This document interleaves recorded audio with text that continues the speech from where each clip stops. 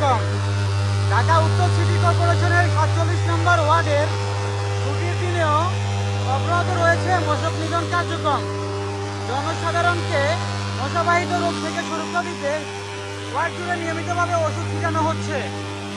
ওয়ার্ডের বিভিন্ন সড়ক গলি ও ড্রেনে মশার লার্ভা এবং প্রজনন ধ্বংসের লক্ষ্যে বিশেষ ওষুধ প্রয়োগ করা হচ্ছে।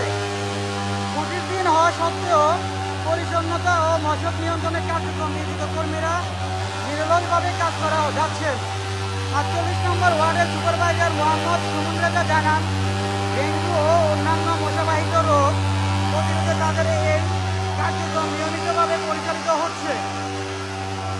তিনি বলেন, নাগরিকদের সুস্থ ও নিরাপদ রাখতে আমরা ছুটির দিনেও মাঠে কাজ করছি।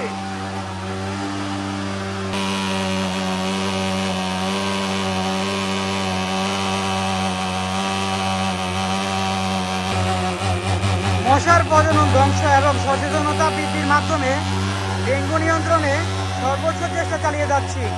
স্থানীয় বাসিন্দারা এই উদ্যোগকে স্বাগত জানিয়ে বলেন, নিয়মিত মশক নিধন কার্যক্রম পরিচালিত হলে ডেঙ্গুর ঝুঁকি অনেকাংশ কমে আসবে এবং এলাকার স্বাস্থ্যসম্মত পরিবেশ বজায় থাকবে।